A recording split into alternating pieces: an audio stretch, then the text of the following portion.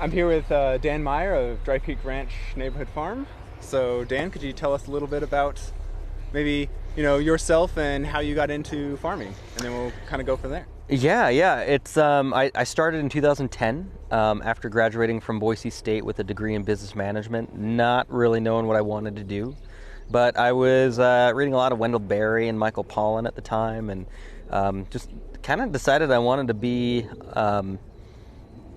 get in on the local food thing on more than just a consumer level.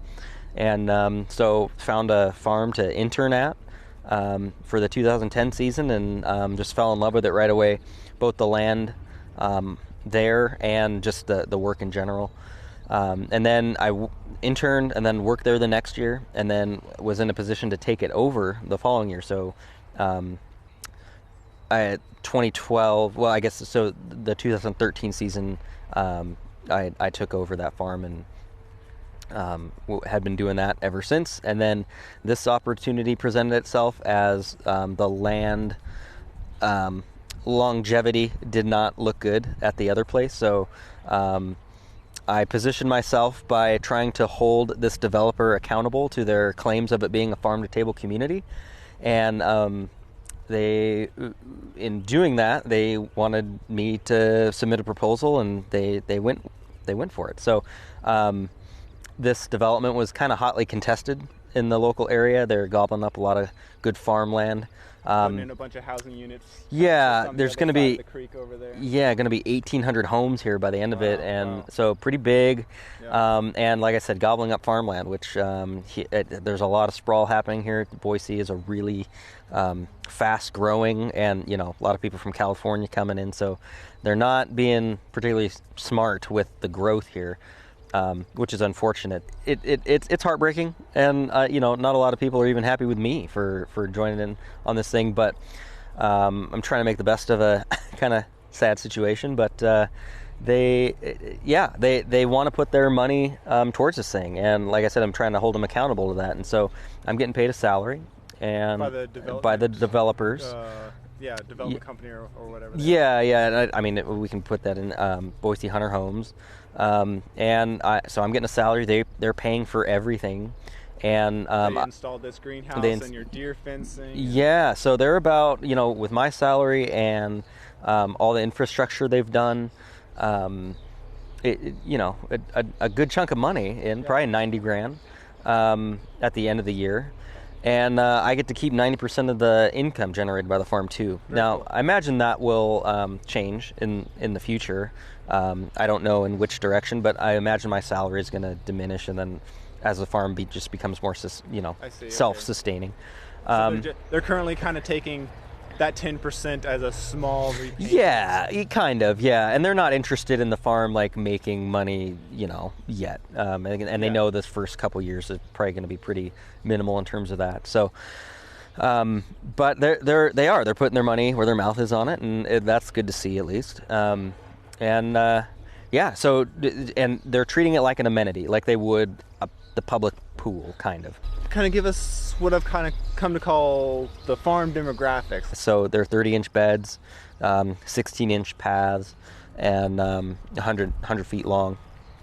And going that route, kind of never sink style. And then maybe 2.5 acres.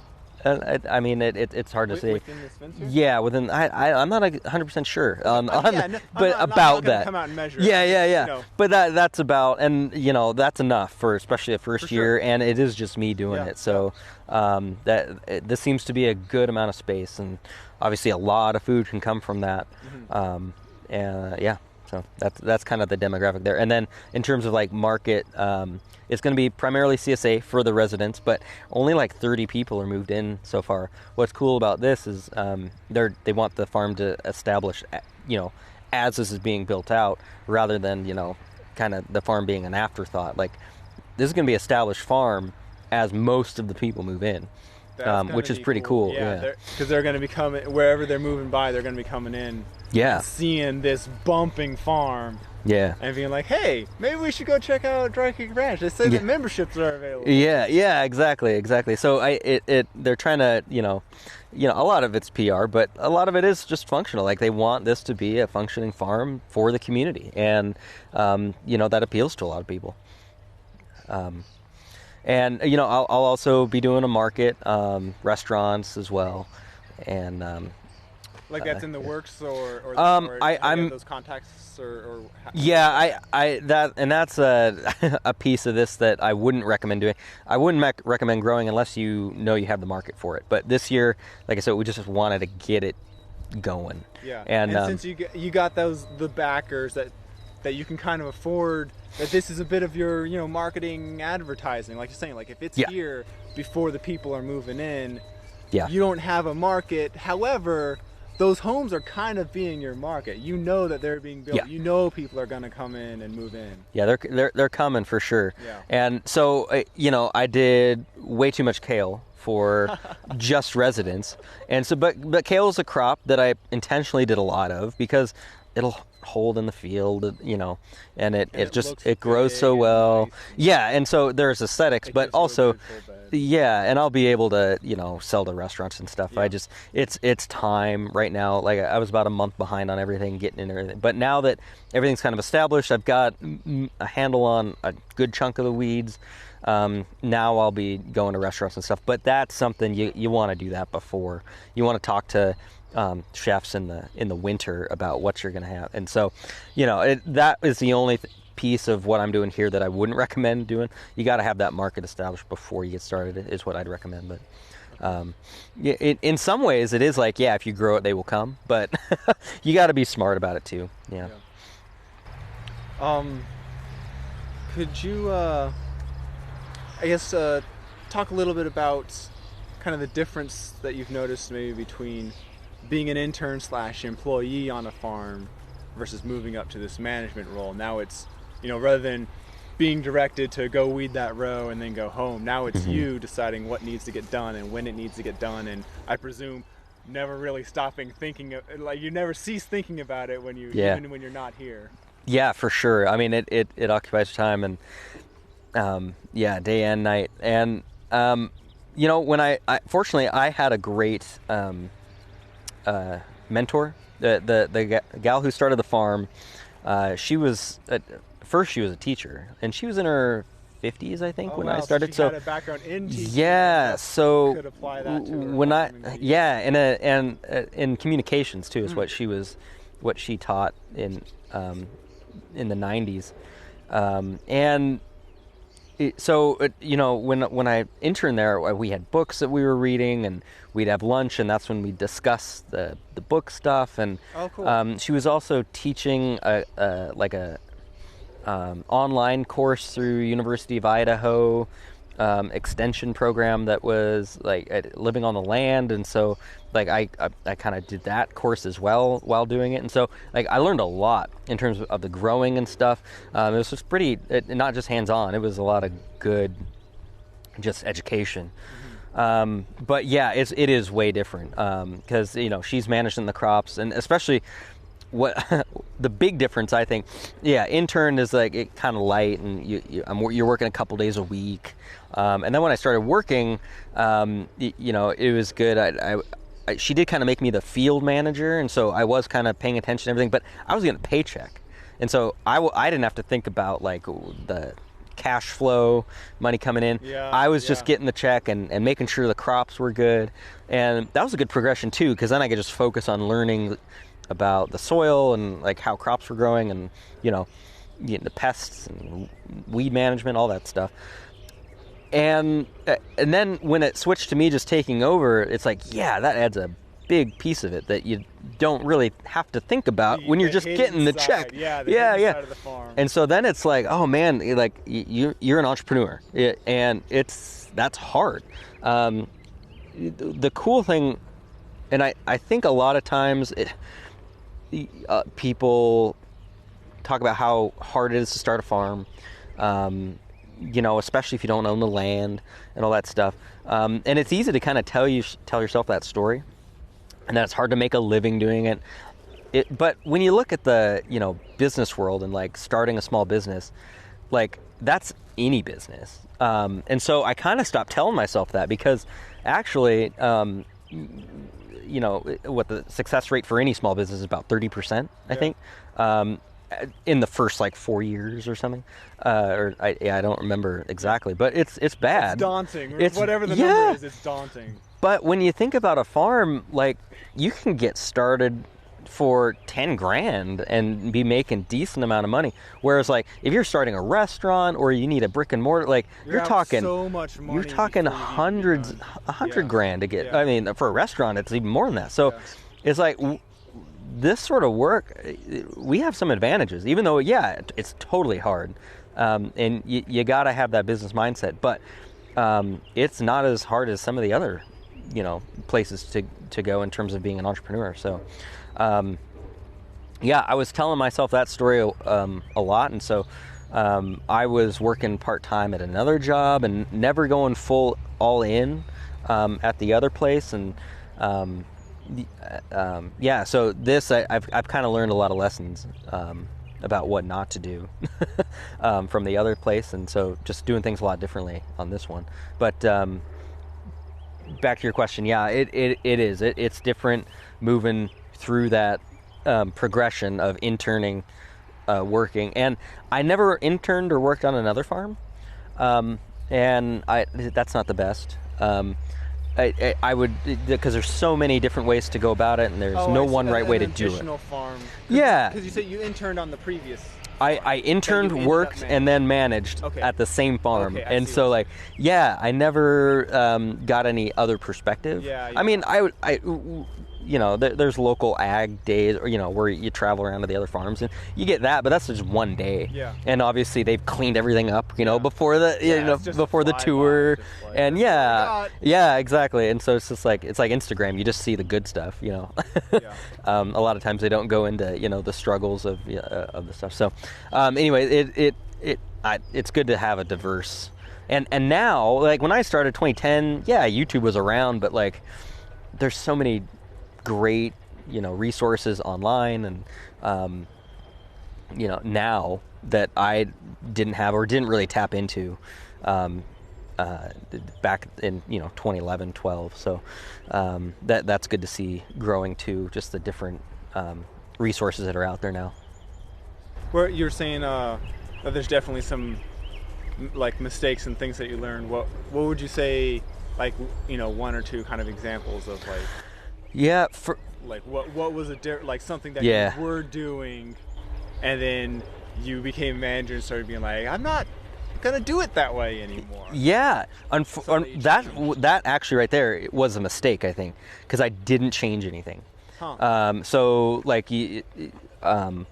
I became a manager and I just kept kind of doing the same thing over and over again. I was tilling too much. I wasn't standardizing beds.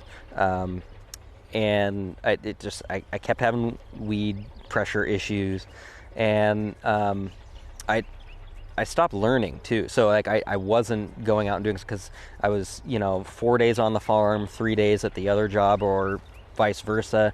Trying to keep health insurance, and so it really turned into a hobby farm that really never took off. And year after year was having the same issues, and excuses and the stories we tell ourselves, just wasn't learning, wasn't progressing, and so that was a big mistake. Not continuing to learn, and just doing the same thing over and over again, just like a treadmill going nowhere. That and that kind of combined a bunch of things there. So just it wasn't doing any different growing methods, and I wasn't really learning. Questioning or even kind of experimenting or changing. It was easier to just get in and do what you already did.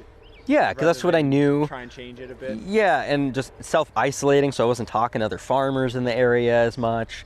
I wasn't making the investments I needed to make it work. Using that the lack of land longevity as an excuse. which I don't do that. I mean, what's the worst case scenario? You have to sell the stuff. But like, I didn't buy a greens harvester. And, when I did start to focus on learning again after a couple of years of just kind of not, I was discovering a lot of new awesome tech, like the paper pot transplanter, like the greens harvester. I'd heard about the greens harvester, and I never wanted to, pay the money for it. I was like, how can I justify doing that if I'm not going to be here in a couple of years? Well, you can justify it by like the hours that you save with it. That's already your money back. But you can then you can get like have a life, So, it really hit hard when I was listening to a podcast with Curtis Stone, and he was saying like, if you're not going to spend the $500 or whatever on a greens harvester that's going to save you X amount of hours throughout the season, like, you don't deserve to be in business. And that hit so hard. And I was like, oh man, yeah, that's where me. I was. He's talking about me right now. I don't deserve to be in business.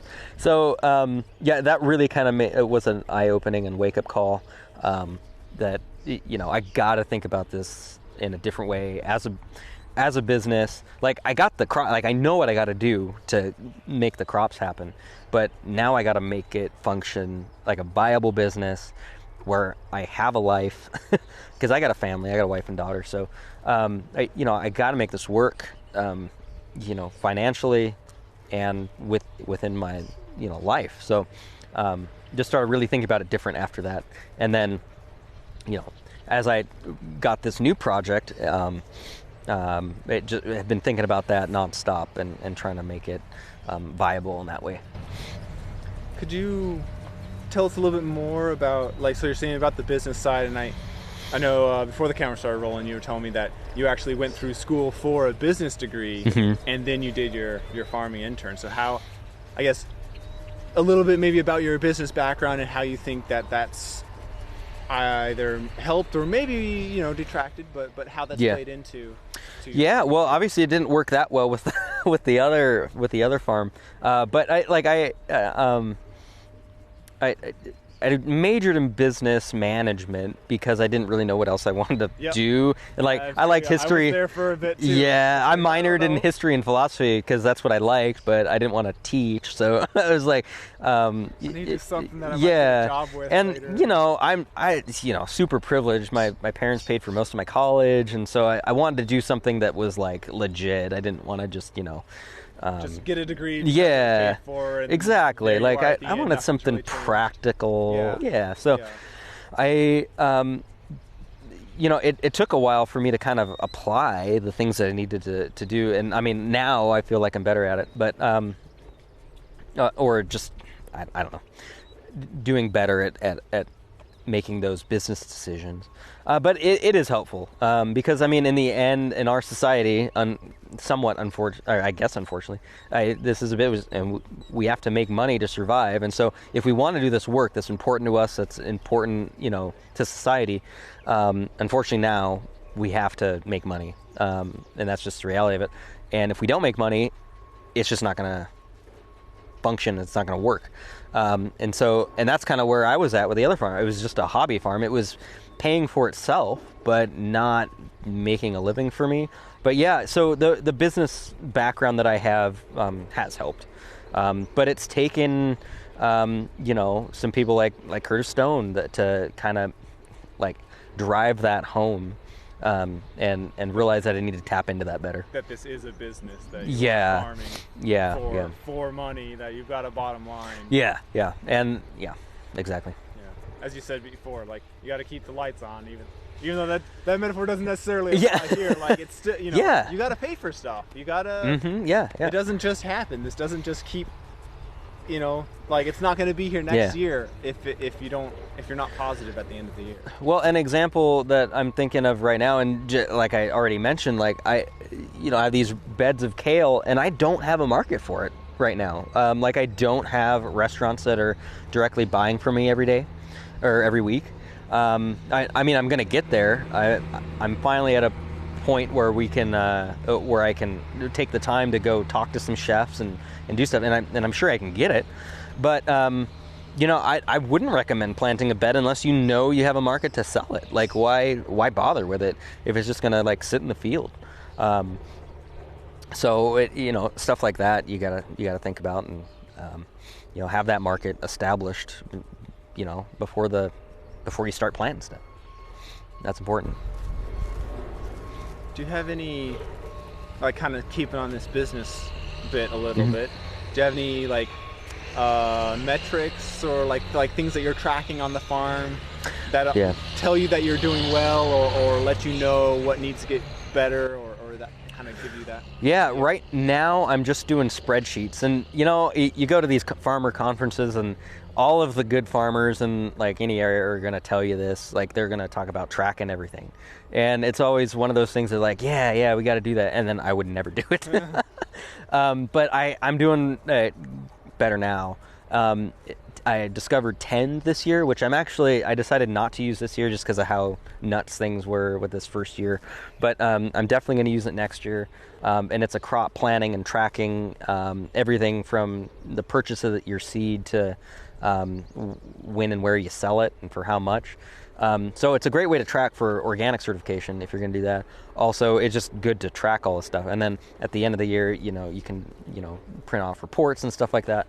But this year, I'm doing everything in like spreadsheets, and mostly sales and stuff is kind of what I'm tracking this year. But also the beds and how much I planted, and so I know how much yield I can get off of 100-foot bed of radishes or whatever, and what that'll get me at whatever market I have, either CSA or the farmers market or restaurants. So that kind of stuff. I'm getting a lot better at tracking, and I'm you see the benefit of what. Then you can make decisions. Look at that stuff in the winter and be like, tomatoes per square foot don't get me anything compared to like what if I do succession radish planting, I can sell way more, way quicker, much faster turnaround. And so you can see that that stuff if you're tracking everything. Okay, so obviously it's first year here, but you're already you're talking about in the future starting to like maybe adjust some of the crop selection and maybe growing less or even dropping entire crops from your menu. That kind of thing. Because you can look at how much space certain things are taken up, and whether or not that's and you're always going to make decisions like, oh man, I really like growing and CSA is different because you're much more diverse, but if you're doing if you want like a high production farm for and trying to, especially in an urban setting, obviously, really trying to capitalize on space. If you're farming someone's backyard, if you're devoting space to that, that's a horrible business decision. So, focus on those high yielding, quick crops that you can turn over in less than a month. Or if you really want to get talking about space, microgreens. That's a huge thing that I think is a really growing thing that you can start making money off of in like a few weeks after you get started. And are you growing any microgreens? Kind of at the other farm right now. I've kind of been asked to do pea shoots, so I've been doing that. Super easy. So a little bit, but just time wise, I'm just trying to get this started. But I think that'll be a piece here in the future. Something to add. But like if you just look at space and costs, and yields from that, you can make a lot of money in a very small amount of space with just microgreens. You got to look at that kind of stuff. And obviously here, since it's CSA for a farm, I do have some winter squash and pumpkins and stuff. I got the space for it. It's going to be, a lot of people in the community are going to love that. So I am doing some. I'm not doing potatoes because, some things just make no sense to do without some sort of mechanical equipment. There's some smaller potatoes, like new potatoes, I think is what they're called, right? But yeah, I'm one of those farmers in Idaho that is not growing potatoes, which is kind of funny. Well, I mean, like as you referenced, what they can buy winter squash at a supermarket for. Especially being here in Idaho, like you're talking about, they can get a potato anywhere else that's not a game that you really necessarily want to get into. Yeah. If anything, it might be maybe you want to bring it in from another farm to kind of supplement your CSA a bit, but that's you yourself don't want to grow it. Yeah, I've done that before. At the height of when I took over the farm, we called it the next level CSA, and it actually included meat from a local ranch, and I got fruit from a local organic orchard, and combined all that stuff and did winter squash and dry beans, stuff that I wasn't doing, but local organic growers were doing it and doing it well, and so I added that to the CSA, and so and I was always obviously open and honest about where I was getting everything. Yeah. So, but that's a good model too. It's funny. I actually kind of think the CSA is a bit of a clunky model. It's not my favorite. Because you have to be so diverse, and you're not really capitalizing on the land. So if you've got just a small space, I definitely recommend simplifying. No more than 10 crops, and just focus on that. Well. Yes, exactly. Make them look good. Make them, because a lot of times you're going to be doing wholesale stuff to restaurants, but you're doing bulk orders, which is nice. And everything is going to be just so much better looking and uniform, and that's what they're looking for, as well as the high quality taste and freshness that just coming from a local farm is going to give them. I don't know how viable a CSA long term is going to be here, because these are, like I said, since it's high end, like I think a lot of these people are going to be traveling a lot in the summer, and so that doesn't appeal a lot for CSA. And what is going to be popular is setting up a market stand a couple times a week, and I imagine selling out a lot. But when you go to a farmer's market, you're not looking for kohlrabi. You're looking for the staples, the lettuce mix, So I can kind of simplify a little bit. Yeah, I'll still have the CSA, but I want to keep that in the end no more than like 30% of my business. I think that is a good level for a 2.5 acre farm to be kind of a 30% like that. As you get bigger, you want to keep that CSA lower and keep. That's not to say you can't, but you want to, especially after you're established, you want to make sure you're getting that income throughout the season. If all you are is CSA, then you're working your butt off in August for and you're not making anything. So, in terms of like that's kind of one thing I learned as a business, that you kind of want to keep that CSA a little bit low. But to your point about like, you want to do the kind of staple crops that and get good at those, and have some of that novelty stuff. I do some giant purple mustard that's fun, and do experiment, but do 1 or 2 crops as an experiment every year, not 8 beds of stuff that you don't know if you have a market for. So part of the like you're saying, like about the business part of making sure that most of this stuff is sold, and then you have an outlet for it. One crop or these 2 beds or something, but experiments are not guaranteed to be sold, and so therefore following the previous bit of advice, don't do that much. Do some, because you got to be innovating, you got to try and and plus, like, who knows if there's something out there that you're not growing that people would absolutely love and pay you all kinds of money for, and you're not going to find it if you're not doing a bit, at least some level of experimentation. Yeah, exactly. And my herb game is pretty bad. I want to get better at that. I think herbs are going to be a good thing. Could you tell us some about just your experience farming and the urban environment, kind of that interaction, maybe the benefits or the detriments to being right next to a city, or having this 1,800 home development going up? So I think the principles are still the same, but I was driving a lot, and I think that the urban farm thing, just connecting people with their food is just the crucial thing, and having it very accessible like that, because people just don't know where their food comes from anymore.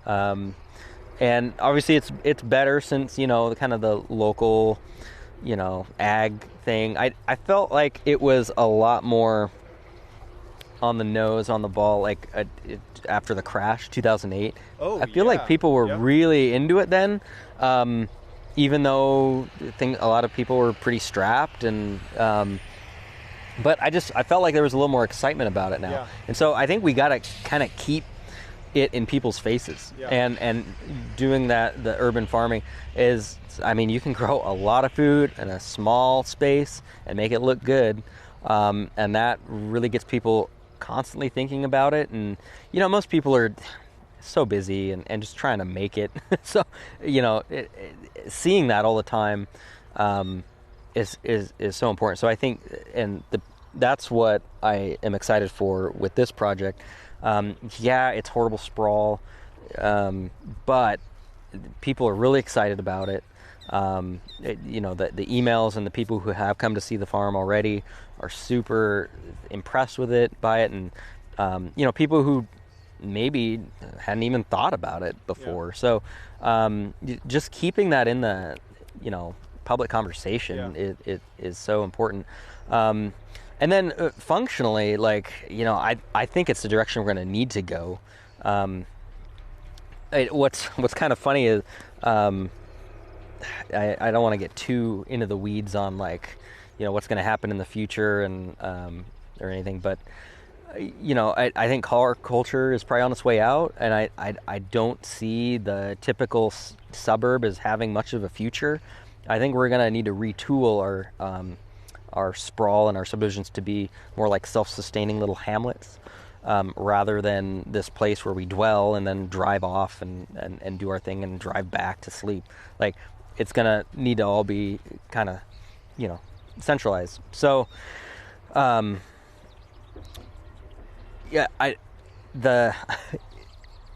we're also going to have to keep the distinction between the rural and the urban, and so that's why this kind of project, as a suburban farm, is going to be kind of weird for a little while. But I think when it happens, this will never sustain 1,800 homes. There's no, that's not the goal, is to feed 1,800 homes with this 2-acre farm. But it's to get people to realize where their food's coming from. It's to get it more sustainable than it otherwise would be. But it's just to get people to think about things in different ways. And it doesn't have to all come from you, like you're saying. If it's just increasing their awareness, you can't supply all of them, and you can't supply all of Boise, but you're also not the only farm. You're not the only vegetable farm, so kind of a cooperative diversity. We're going to need more people in agriculture. It's going to need to be closer to the city. So even if it is, out in the boonies a little bit in a rural area and bigger farms, it'll be, people like you and me, doing things on a smaller scale as compared to conventional ag. We're going to need to go back to doing things a lot differently without as much, without as many inputs, without as, and thinking about the soil better, and the typical sustainability stuff for the soil and food production. Could you tell us a little bit about land access or your search for just being able to do this? I know this is a very unique thing. I've not heard this before, and so I think that would be a really neat story. I know we introed it a little bit, but maybe we'll just get a little bit more into that story about how you came to farm here, or maybe what you're looking for, because I know you said even as you were pushing them to actually get this farm, you had said no to farming it. And so what were the things that you were looking to kind of tick off before you did come in? So that was another story that I had told myself, that I was telling myself a lot of, that one of the huge bottlenecks, obviously land and capital, and I talked about the capital thing being, I mean, we've got a lot of advantages as small farmers that of being able to start a viable business with pretty minimal amounts of capital. When the quick greens harvester's $500, when even the Yeah. the paper pot's 3,000 or so. Yeah. Like on one hand, that's a whole lot for a hobby. Yeah. But you're right. Like starting a business. Yeah. That's small money. It's still maybe more than you've got in your bank account or saved or something like that. But when you're talking like getting a loan to start a business, you're 10 grand is something that you can dig out from under, or you could even go bankrupt and repay that back in a year or something like that. Like you're not in $200,000 and now you've basically got college tuition kind of right. debt Yeah. for a 1-year business that went under. Yeah. So, but the caveat being that land is a lot. And the part of the story I was telling myself is like, how can we do this without owning the land? And there's so many, we don't have access to it, and it's so expensive. And that's when it does start to get to be, I mean, we're talking like the farm that I'm at is probably going to be sold for $1 million, maybe $2 million. It's like I can't do a GoFundMe for that to save that, So but at the same time, you listen to like Curtis Stone. It's like, dude, you don't have to own the land. Like we got to stop telling ourselves that story that it is what is stopping us from doing this kind of work. It's frustrating. I know of a gal in town who had some land issues. She was farming in people's backyards, and one of the residents didn't like it midway through the season and ended up tilling her crops under. I mean, it was just heartbreaking.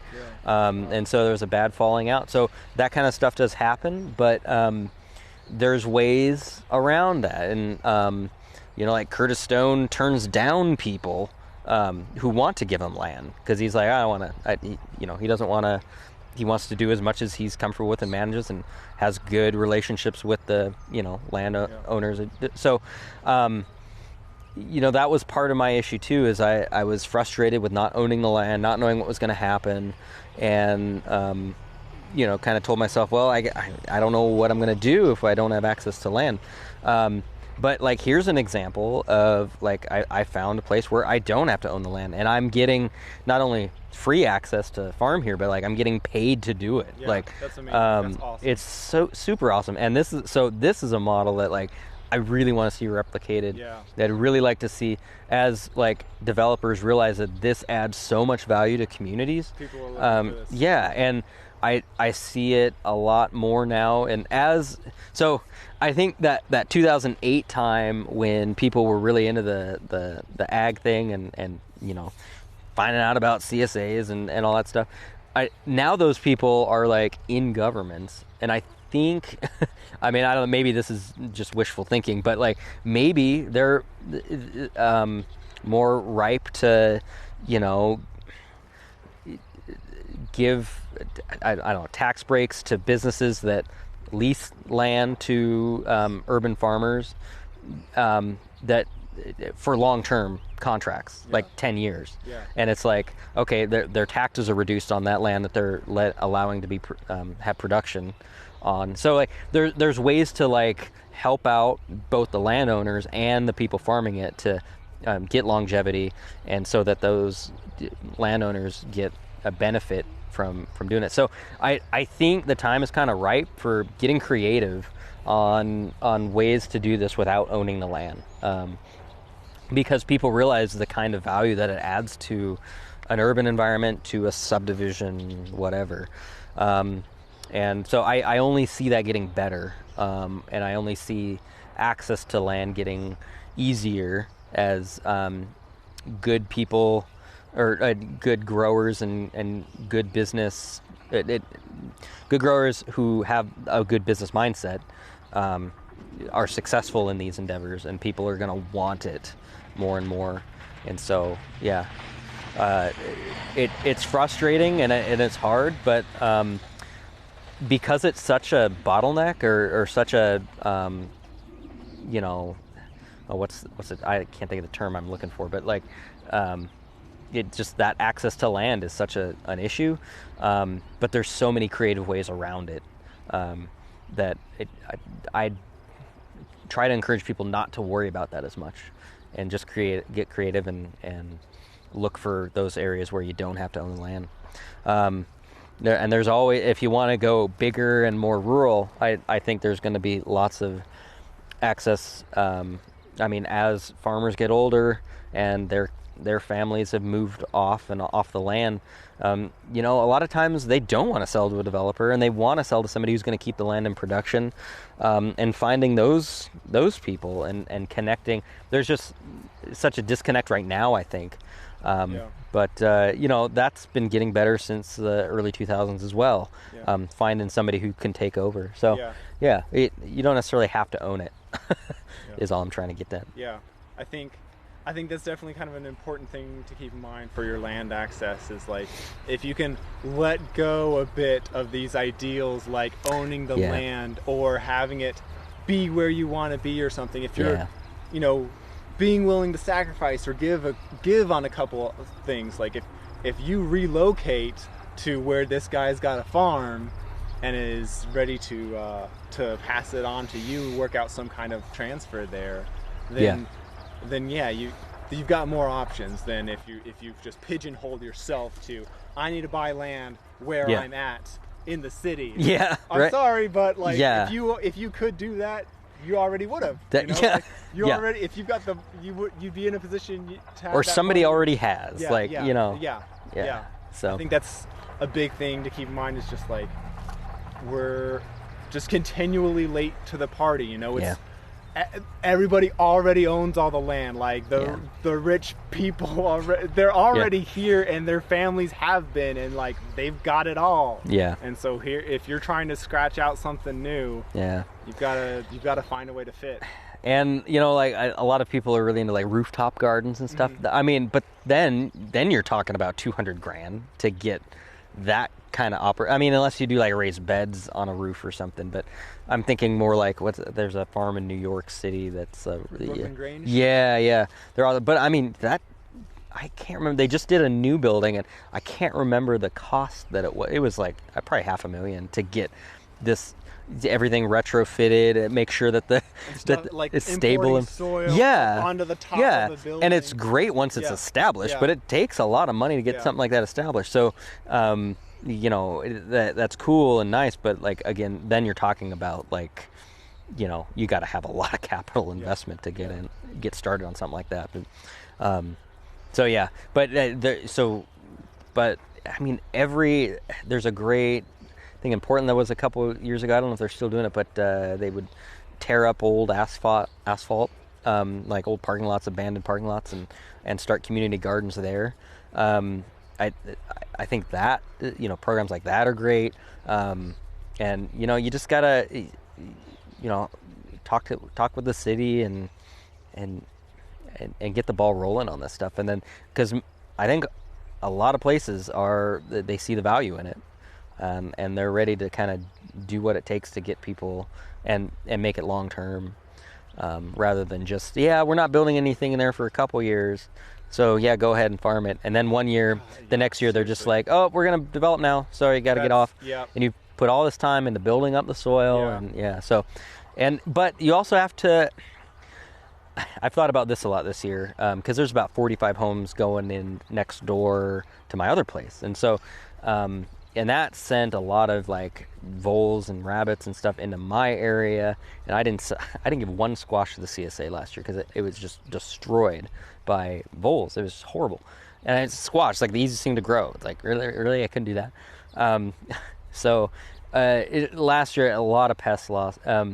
And just like heartbreaking to see, you know, the farmland here get destroyed for a development. But I think we have to have a certain degree of detachment from some of this stuff, because, like, you know, and at the end of the day, like, we're all just moving dirt around. I mean, and none of it is ours. Like, we're all gonna die. I don't know, not to get too crazy about it, but like, you know, stuff's gonna change, and if you do lose that 2 acre that's why it's important to be diverse. Like, not have that, if you're in the city, not have that be your only plot, or just realize that, like, when that time comes to, like, let go of it, and then you get to start somewhere else. And that makes it difficult financially in terms of a business, but, like, then you move on to the next project, and you've got a lot of experience under your belt, and you can move on to the next thing. And so having that detachment of, like, not being that attached to, like, your land and stuff, I think that can be helpful too.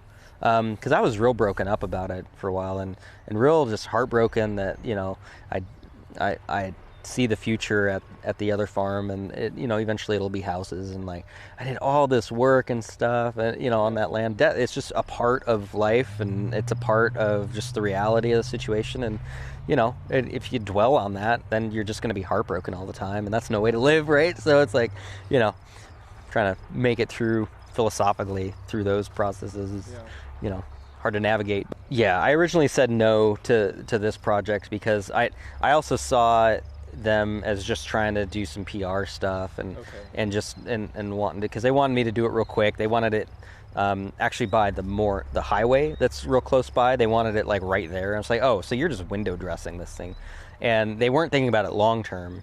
They were like, so yeah, this year we're thinking, like, right here, but then maybe you'd be over here. And it's like, no, that's not like, how it works. Yeah, I'm trying to build soil. It takes time, and so I didn't like how they were approaching it, and I just said no. And I wanted, and then the long-term aspects of of being up at the other place didn't look good. The landowner's been super generous, but his wife has super bad Alzheimer's, and, like, so I see him, he's probably gonna sell. And like I said, he'd sell to a developer because he's going to get millions from it. And so I wanted it quiet up there for them. So as last year progressed, I was like, okay, yeah, I see the end here. I didn't see anybody stepping up to do it here. And, that was part of my hesitation too, is, like, this is not, in terms of, like, the local farming community. And I upset a lot of people by taking this job. And, it's a community I care about, and I definitely saw getting blackballed, and, like, nobody's gonna buy from me because I'm here. But I think most people have that more nuanced approach, like, yeah, it sucks, but it is better than nothing. And if this can be a model for something else, I can't change the system of land ownership right now. So Jack Cornfield has a really good quote of tend to the part of the garden you can touch. And for us, that's a really apt metaphor.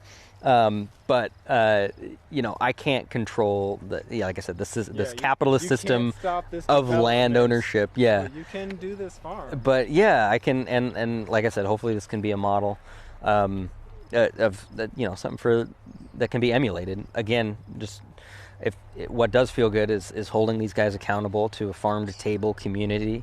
I had heard a story that their version of farm to table community was taking down old barns and making tables for the parks out of it. Like, that to them was, and so I was like, tables out of farms. Yeah, and I don't know if that was true or not, but that's just what was being said online, and I was like, okay, well then somebody needs to hold these guys' feet to the fire. Yeah. And, like, that's what I believe. I believe we can work together to, yeah, it's not ideal, but we can work together and create something at least better than the standard, sprawl. And if I'm not going to put my money where my mouth was, like, then I'm not being like, that's my principle. Like, like, I'm trying to be principled, not in, like, I'm never going to work with these kind of people. I'm being principled and saying, like, I think we can work together. And yeah, it's not ideal, but let's see what we can do. So it was a emotional winter for sure. When I didn't know if I was going to get it, I felt even bad submitting an application, even or submitting a proposal. And then it took them forever to get back. And then this winter they finally came back, and we just kind of went for it. And like I said, it looked great as a farmer to do it. And I had the experience. I was available, and the other farm didn't look great long term. So it was like, well, let's see what we can do here. So, Yeah. yeah. And you mentioned how like there's actually promising potential for further development here. Yeah. I want to get a bunch of greenhouses. I definitely want to start an orchard. People get real excited about fruit. Less about kale, more excited about the peaches. Yeah. So I definitely see, and more permanent stuff like grapes and hops, and I want to make it a real cool like food forest. And so they're keeping a lot of open space around here.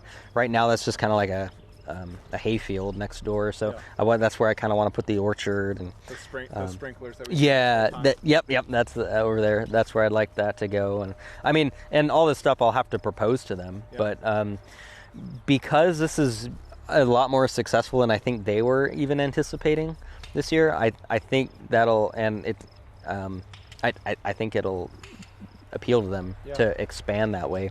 Well, yeah, and that's kind of speaking a little bit back to your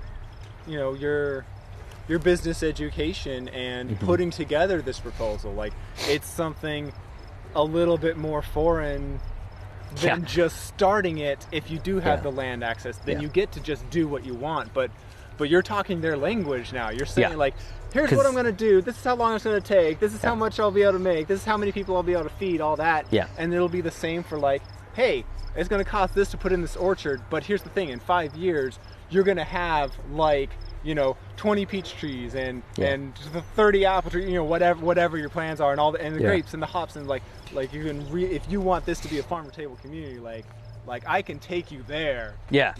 Yeah, exactly. And they don't have a clue like about any of this stuff. So like, and you're bridging that gap. Exactly. And because traditionally we haven't talked to each other. We've just yelled at each other. If it was just me doing all this, it wouldn't look that great. And, I'd be bootstrapping it more, to keep costs down. And I'd be, not have a life at all. So it's been good. I hope this is something that can be emulated. So we've covered a lot of things that can be totally applicable for people who are looking to get into farming. But do you have any kind of more specific advice for someone looking to start like a new urban farm or to get into farming themselves, like things that you would advise them to I don't know if I talked about it here, but we were talking about before, like I kind of stopped when I got super busy, at my other job. I mean, really, I had 2 full-time jobs for a time. I stopped learning. I stopped, reading books. I stopped, or I never was listening to any podcast stuff. So I think that's what I would say. Like, always be like doing something. Like, if you're washing dishes, be listening to Diego Footer's podcasts. I mean, he's got a couple of them, and just always be taking in that information and different ways to do things, and this is before you even really get started, or even maybe know exactly what you want to do. Like, use those opportunities and that kind of easy access to a lot of great information now and the top people to figure out what you want to do. And that's where I started dropping the ball. I wasn't learning anymore. And I was just, like I said, on the treadmill, not going anywhere. So just always be gobbling up that information. I think that's the main thing. And then after you get hours and hours of podcasts under your belt that, you don't even realize because you're enjoying learning about this stuff. Yeah. And after taking a course, then you're going to be at a place where you feel confident, and where more what you want, what you're looking for, and then you can go about it. And so it's just kind of, that's I guess the first thing I'd say. Intern, do all that stuff, but also just be reading and listening, make sure you're staying open. And just gobbling up all that information that you can. Okay. I feel like you've probably kind of hinted at this a bit, but in your opinion, what would you say is one of the biggest challenges on the horizon for urban farming? Biggest challenge. I don't know. I'm really hopeful right now. Yeah. I only see it getting better. Sure, well then, but yeah, let's talk about that. Yeah. I mean, I just see more and more people getting into it and Yep. and appreciating those spaces in the city, and you know, expanding out a little bit too. But biggest challenge is still kind of the same, just access to the land. But so I mean, that is still the biggest challenge, I think, and will remain the biggest challenge. I just think it's getting easier, and people are more open to it, and politicians are more open to it as well, which is, the good thing. It's especially in a place. I mean, it depends on where you're at, for sure. And different places are going to be more into it than others. But I mean, if you look at places like Michigan, Detroit, or something, I mean, there's some great stuff there that's been developed over the last 10, 12 years, and I just think that's a case study in how awesome it can get, and I think people are seeing that, and not just farmers and stuff, but also the city planners and stuff.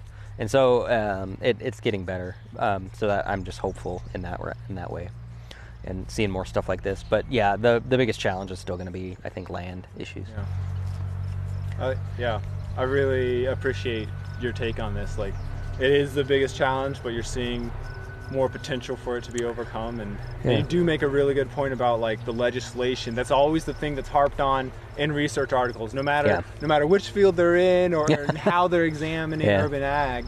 They're always like, we need better legislation. It's like, well, that's great, but like, how is that going to happen? And that's you've got definitely a point that I haven't come to before, where you're saying, when this last bit of popularity it had back in, the crash of 08, 09, and now those people, a decade later, not all of them, but like that new awakening, more people, there are more people in those positions to be able to relax some of these legislations, or even encourage through some means. And I think it's like city planners and stuff, so city councils and stuff.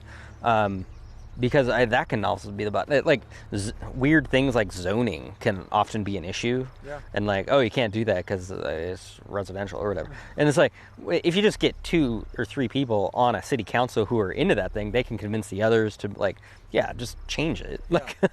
There was a guy in I believe it was Boulder, might have been Fort Collins, that he was a developer, but he's also on the city council, like the president of the city council, which sounded horrible. But this guy, regulatory counselor kind of thing. Right, yeah, that's bad. But at the same time, this guy was super into more sustainable communities and stuff.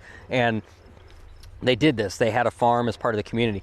They couldn't keep a farmer, which is another topic. But he talked about a lot of the zoning issues and stuff that they had. And he just kind of flippantly said, when I was interviewing him, like, well, we just got that changed.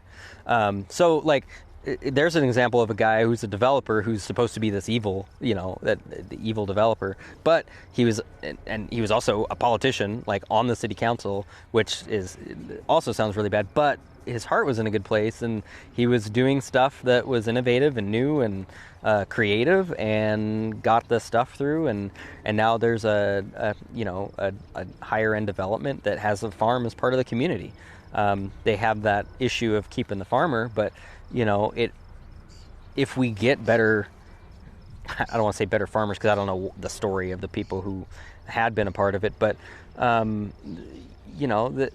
there's people who want to do this work, and you just got to find the right people who would be good for it. So that was an example of, I think, just the changing demographics in the politics arena and the developer arena, where they're looking for this stuff and they see the value in it. This is the second time that you've brought up the issue of keeping a farmer in this, with the developer down in Colorado, and then also for this plot here before you took it. I know you say you don't know the story. Do you kind of have any ideas about what that issue has been? Because you're right, there are a lot of people who do want to do this, and ostensibly, if you approach somebody and say, like, hey, I've got this area, just come here and, like, grow some food. Just do it, man. Then do it. Supposedly, right, like 100 people right now, like, I'll do it. Yeah. What do you think's been like that disconnect, or that that reason that it hasn't really happened sometimes? Romanticism. Yeah. I think that's probably the big thing. So a lot of people want to do this, and they want to go back to the land, and they want to do this thing, but they don't realize a couple things. One, how hard it is, and two, how much of a business it is, and how much you need that business mindset. I was at a conference once of a gal who was a farmer but also a poet, and she did a reading, and I talked to her afterwards, and I was like, oh yeah, I got into this. I was reading a lot of, like I said at the beginning, Michael Pollan, Wendell Berry, and she stopped me there. She's like, oh, if ever somebody comes to me wanting to intern and they mention Wendell Berry, I don't hire them because I know they're coming at it from a romantic point of view, and I'm not looking. I don't want to train people like that because they get burnt out. I thought that was a little harsh because that was me. But I like Wendell Berry because I would like to develop my writing a little bit more too. So I like him as a writer, not so much as like a farmer that I'm trying to emulate. But yeah, it's important to have. You need that romanticism for sure to get motivated and have your passion. But you got to be practical. You got to have that business mindset too. And I think so many people have that passion, but they don't have the business mindset, and then they're grinding it out year after year, and they just get burnt out on it. And I think that's why a lot of times people can't find the farm, and that's probably why they couldn't keep a farmer at that other place. Is because they don't know what to look for. A developer doesn't know to look for that kind of stuff. Just taking people who are willing, and not necessarily vetting them or anything. Yeah, and obviously that's going to appeal to somebody. Like, oh, I don't have to pay for the land, great. And they were providing a tractor for the person, and for what I don't, like I said, I don't know the story, but it sounded like they went through three farmers, and who knows why they maybe it was just people who were doing it their second year, who had just interned, and they found a better, or they decided they want to go a different route in life, or whatever. They got burnt out on it, or it was like harder work than they imagined, even with the advantages of not having to pay for the land, and so who knows. But also it might have helped them to pay that farmer a salary that first year or two. So that developers need to know that, and the people and then the developer needs to have that understanding of what to look for when they're trying to hire a farmer. So there almost needs to be like a consulting, a developer needs to hire somebody to help them find a farmer, which sounds crazy, but that's important, I think. Yeah. Well, the way you're pointing it out, like it does. That brings in a little bit of fear for me. Like you're saying, it looks promising, and there are these new ways of doing it, and more people are looking, or more people are excited for it. But yeah, I'm kind of concerned about like if there's too many of these experiences of developers trying to set up a farmer, and then 3, 4, 5 people just falling through. And then it's a fallow, then it's a weed field. Mess, and that developer's going to get burned and not do it again. Yeah. He's going to talk to his other developer friends, and they're going to kind of withdraw from it. Like, it's a nice idea, people want it, but it doesn't work, and it's not worth my time. Yeah, exactly. And a lot of times developers too will try and be half in, half out on it. And so, like, just starting a community garden, like. Yeah, that's definitely that's a horrible idea. It's a quick way to a real messy field. Right, exactly, because they're usually they find a volunteer, and it starts out looking real nice, but then by July people are on vacation, they're not tending to their plots, and I didn't talk about that, but there might be an option here for people to have a row or a bed to do their own crops and stuff, and that'll be fun. But like, it's got to be part of a thing, and it's got to be somebody managing it full time. I mean, like, the farmer ends up becoming almost like a community organizer, not in like the standard way people use that term, but just in like, managing the volunteers that want to come out, and managing the plots if you have different plots like that. And you got to compensate people for that. You can't just make it a volunteer thing. Yeah. That's just asking for a failure. Or just to not happen the next year, So, there's got to be some understanding all across the board, from the developer and the farmers and or whoever manages such a operation. But yeah, I mean, I once a couple of good success stories I think are gonna kind of change that around, and once the kind of word gets out, I think it'll be great. I think you got a success story going here. Good. I hope so. It looks great. You look in a position where like it's going to keep getting better. You don't own the land, but the land tenure is still relatively assured. Like Yeah. you're still gonna be here. Or you or someone's still probably gonna be here. Yeah, and I tried to set this up so that if I die, like somebody could take this over next year. The infrastructure's here, the equipment's here. It's owned by the developer. So even if they up and decide, oh, we don't actually want to farm, like I'm not out anything personally. Yeah.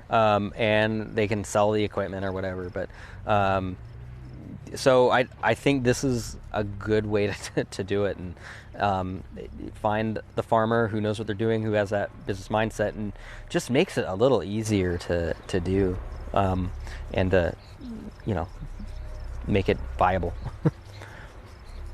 I'm still reserving my last question because I Okay. just remembered. Could you talk to me a little bit about your use of the paper pot?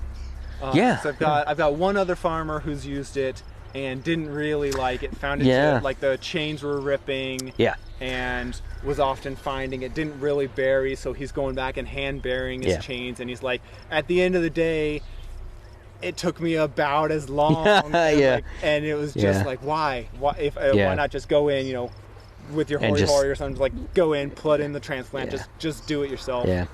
It's going to take a while to get this hard pan clay soil good. So yeah, I had the same issue. But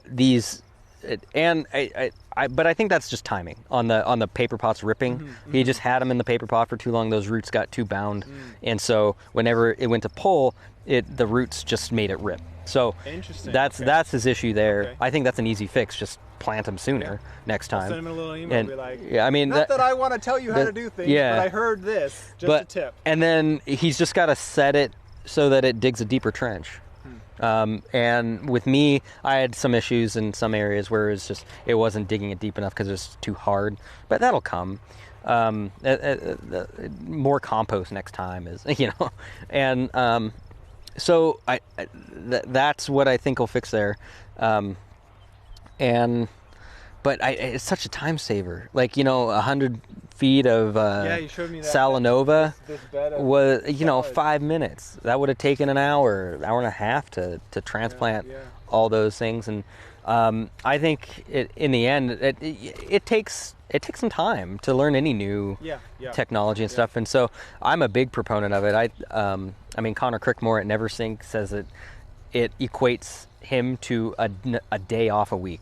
Like they get an extra day off because of the paper pot transplanter. Nice. I mean, And that's either time. Yeah. That's either actually time off, or that's a whole other day that you do something else. Or something. You make Yeah, that exactly. choice, It's but that's just a whole day of labor Yeah. back to you to Yeah. choose to spend if you how you wish. calculate how many hours you save on it, it's that good. Yeah. And so it's really, I tried real hard. The way I put it when I was like, because I got to tell them what I was buying and stuff, and even though they didn't have a clue, I still wanted to write a good proposal. Because again, I kind of want this to be emulated, so I want to be able to share my, I got this farm started for this amount of dollars, and I bought this equipment with it, and it looked like I this. harvested this by the end of the year. Yeah. So I'm trying to keep track of everything, and I told him I tried really hard to justify not getting the paper pot transplanter, and I couldn't do it. I think it saves enough time to absolutely justify paying the money for it. And the $3,000 or whatever gets you that trays and the first round of all three sizes of chain. And so I mean, I think that's a lot of money, but if you can budget that in, I definitely recommend it. So it saves you back, it saves time, so much labor. So Yeah, and especially if you're doing quick crops like Salanova or something, or not quick crops, but like your cash crop, like that people are going to want a lot. Lettuce mix is like always wanted, right? So that it just really makes a lot of sense on that kind of stuff. I always had a lot of trouble with spinach and germinating, but I figured I don't know, germination was just much better. I usually would just go direct, but then it'd be so weedy but I got them to germinate well in the paper pots and planted it, and I've had the best spinach I've had in years from that. Cool. And I did beets with it, because beets are another thing that's hard to get started in the spring sometimes, and you direct seeding, it comes up with the weeds, and so I've been happy with that. You were noticing another complaint of his was he felt like the plants kind of were a bit constricted, like he felt like they were kind of weaker and didn't fully flourish. I'm wondering, especially with the beets, like that paper pot. They didn't look good for a while, but they pushed through it and they're okay. Okay. I did some bok choy paper pot. It was way too big, and it wasn't so big that the roots were bound, so it was able to. But for 2 days, they were all just laying down. I thought I was going to have to rip up the whole crop, but after a couple days, they perk back up, and it looks great now. It's almost ready to harvest. So, I mean, I definitely don't use it for every crop. Like kale, obviously I don't, and stuff that's got to be spaced differently. And I also here's where I messed up. You can do every other cell, and so you can turn a 6 into a 12-inch. Well, I didn't do the right one. I didn't skip it the right way. So I would have I did it with a bunch of flowers, and so when I pulled it out, so I